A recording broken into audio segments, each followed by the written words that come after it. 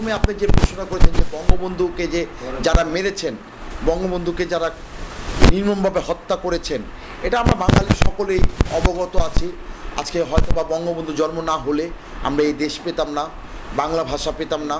স্বল্পপরি একটি কথা আপনার মনে রাখতে হবে যে দেশের মানুষ বঙ্গবন্ধুকে হারিয়ে যেই আত্মনাদে ছিল, যে কষ্টে ছিল, হয়তো বঙ্গবন্ধু আজকে বেঁচে থাকলে আমরা আরও উন্নত দেশে উন্নত অবস্থানে যেতে পারতাম।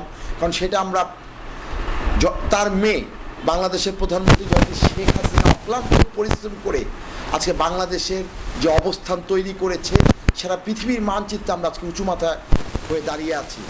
বঙ্গবন্ধুর কন্যা, বঙ্গবন্ধুর যে আদর্শ ছিল, যে নৈতিকতা ছিল, বঙ্গবন্ধু দেশের মানুষকে আসতেন, এটা কিন্তু কিছু ইতিহাস কথা বলে। যেমন বঙ্গবন্ধুর আত্মজীবনী আপনি বলেছেন যে তরুণদের উদ্দেশ্যে আপনার কি মেসেজ, আপনার কি বার্তা। আমি প্রথমেই তরুণদের একটি কথা বলবো যে আল্লাহ রাব্বুল আলামিন আমাদেরকে জ্ঞান, বুদ্ধি, বিবেক, বিবেচনা দিয়েছে। সেই জ্ঞান, বুদ্ধি, বিবেক, বিবেচনার আলোকে আমি একটা জিনিস বুঝি যে আমরা এখন শিক্ষিত জাতি। একটা সময় বলা হতো আওয়ামী লীগ ক্ষমতায় আসলে এদেশে আল্লাহর ঘর মসজিদ আজানের ধ্বনি হবে না। একটা সময় বলা হতো আওয়ামী লীগ ক্ষমতায় আসলে এই দেশ হিন্দু সম্প্রদায় হয়ে যাবে। একটা সময় আমাদের ভুলভ্রান্ত দিয়ে রেখেছিল। কিন্তু এখন কিন্তু মানুষ আগের মতো বোকা নেই, মানুষ অনেক সচেতন হয়ে গেছে, অনেক সজাগ হয়ে গেছে। কারণ পৃথিবীটা এখন হাতের মুঠোয়। সেই সুবাদে আমি আপনাদের মাধ্যমে বলতে চাই, আপনার চ্যানেলের মাধ্যমে বলতে চাই যে তরুণ সমাজকে আমার আগে বুঝতে হবে এই দুনিয়ার আল্লাহ আমাকে পাঠিয়েছে ভালোকে মন্দকে। দল, আমি সবসময় একটা কথা বলি, আমি আওয়ামী লীগ করি, আওয়ামী লীগ স্বাধীনতার পক্ষের শক্তি। আমরা যারা আওয়ামী লীগের সহযোগী সংগঠন, তারা আমরা বঙ্গবন্ধুর মেসেজটা যে ছিল, বঙ্গবন্ধুর যেই আত্মজীবনী বা বাঙালির ইতিহাস যে বইগুলো আমরা পড়েছি, সেই বইয়ের অনুপাতে আমরা কিন্তু আজকে আওয়ামী লীগে উদ্যুক্ত হয়েছে। আমাদের নারায়ণগঞ্জের 4 আসনের সংসদ সদস্য, আমাদের অভিভাবক, আমাদের প্রিয় নেতা জনাব এ.কে.এম. শামীম ওসমান এমপি মহোদয়, উনি একজন আওয়ামী লীগের নারায়ণগঞ্জের অভিভাবক হিসাবে আমাদেরকে যখন যে সময় জননেত্রী শেখ হাসিনা এ.কে.এম. শামীম ওসমান এমপি মহোদয়কে অনেক স্নেহ করেন এবং তার ছোটো ভাইয়ের মতো আদর করেন।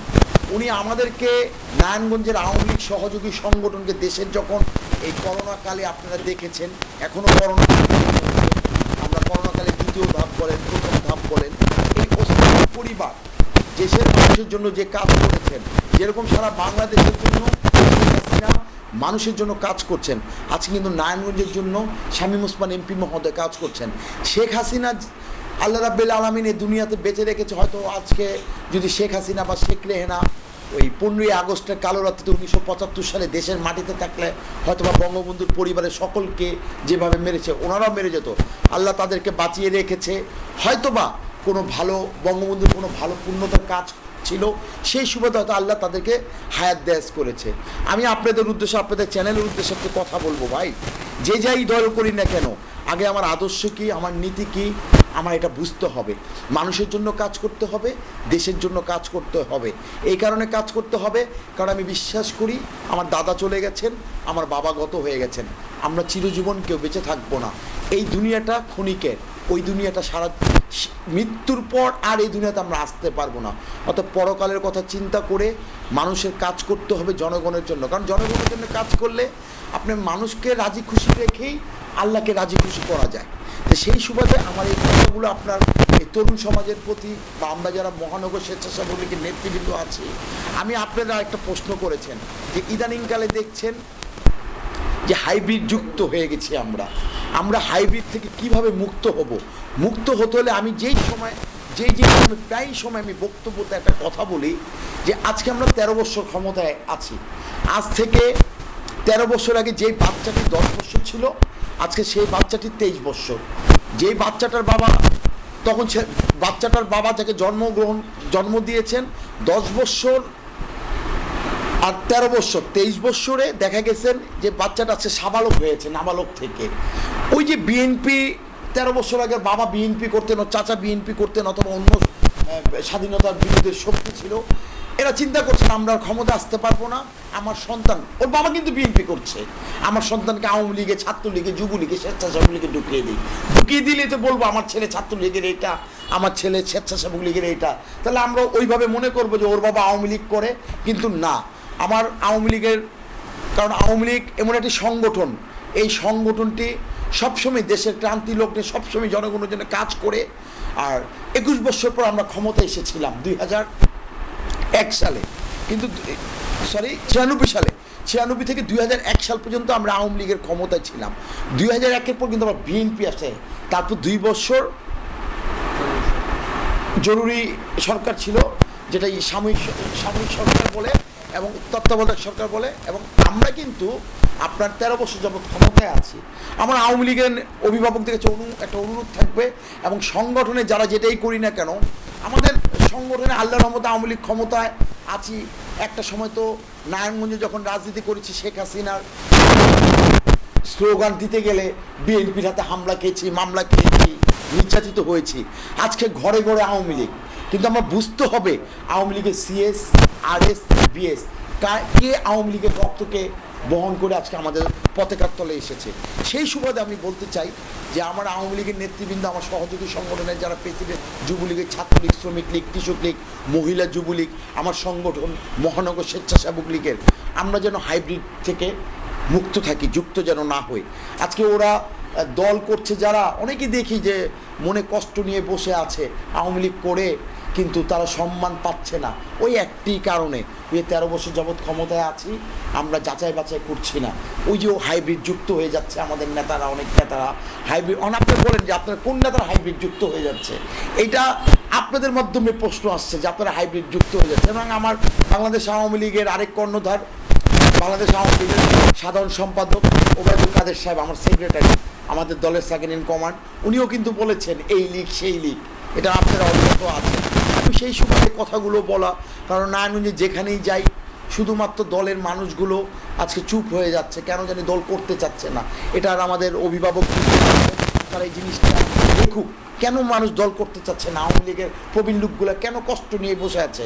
যারা কষ্ট নিয়ে বসে আছে, এরা যদি আমরা, এরা ঘরে বসে আছে, কিন্তু এরা ভোট আসলে ভোট নৌকাকে দিবে, এটা কিন্তু সত্য কথা।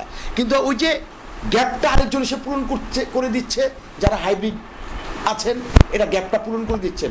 ওই সুবাদে আমি আপনাদের মাধ্যমে বলতে চাই, তারা যেন আবারও যেন দলের জন্য কাজ করেন, জনগণের জন্য কাজ করেন, সর্বোপরি আমার নেত্রীর জন্য কাজ করেন।